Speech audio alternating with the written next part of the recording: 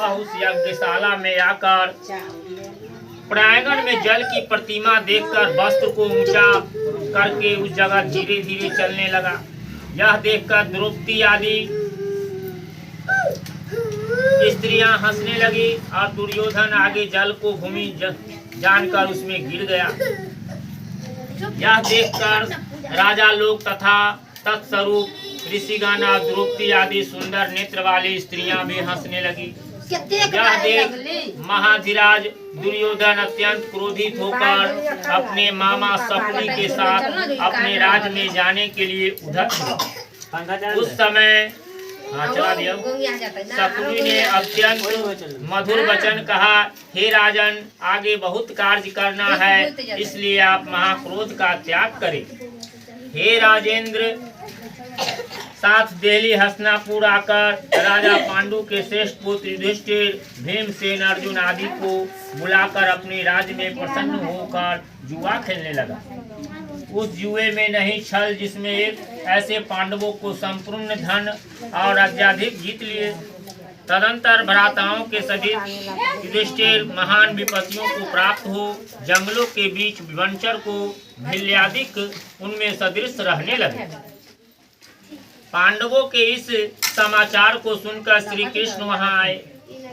सूत जी ने सोनक आदि ऋषियों से कहा, दुख से अत्यंत दुर्बल पांडव लोग वन में रहते हैं। महात्मा श्री कृष्णचंद्र को देखकर कर्म से पूजनादित और प्रणाम कर राजा युधिष्ठिर बोले, हे प्रभु, भाइयों सहित हमको यह दारुण दुख प्राप्त हुआ है। इस दुखारूपी सागर से हम कैसे छुटकारा पाएंगे, तो कहिए।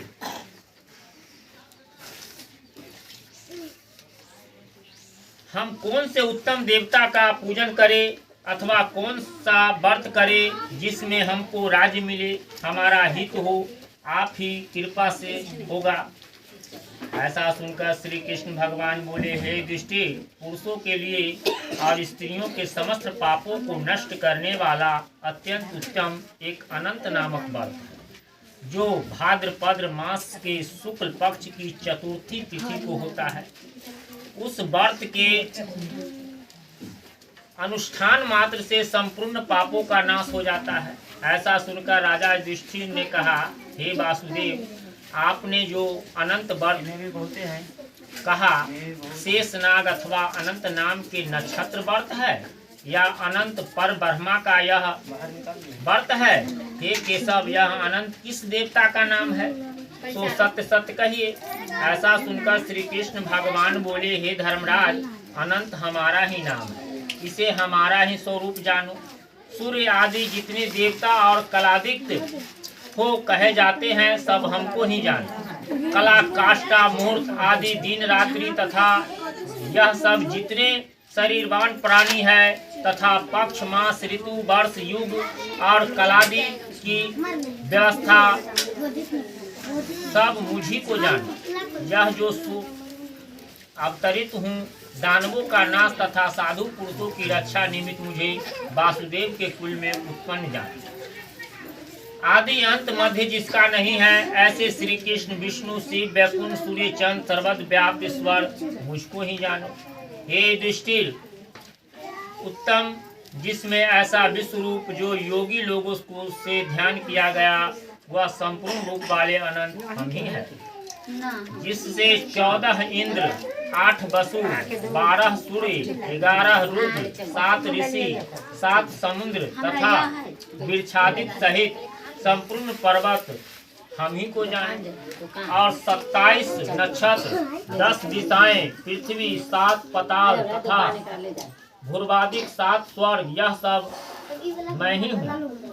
इस विषय में कुछ संदेह न करो। ऐसा बालो प्राणों पुण्य तथा फल मिलता है, यह भी कहिए।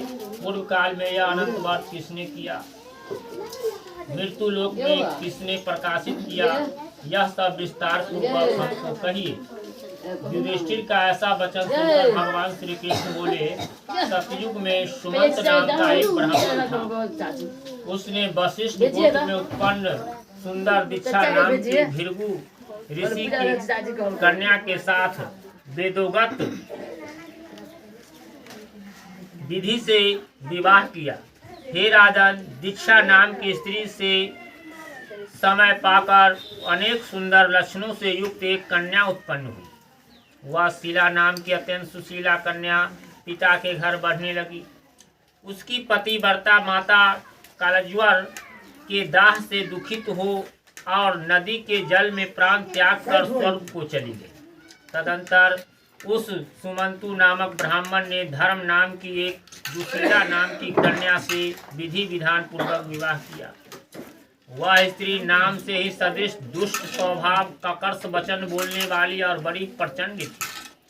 वह शीला नाम की कन्या पिता के घर गृह कार्य करने में बड़ी चतुर थी। वह आंगन, बाहर, दरवाजे के ऊपर और देहली के अंदर बहुत दिन बीतने पर कोमल व्यवस्था में प्राप्त वह शीला पिता के घर में बड़ी मंगल देने वाली हुई। उसको देखकर पिता सोचने लगा, यह कन्या पृथ्वी के किस गुणवान वर को दे। ऐसा विचार कर दुखी हुई। उसी समय वेद वेदांग जानने वाले पुनित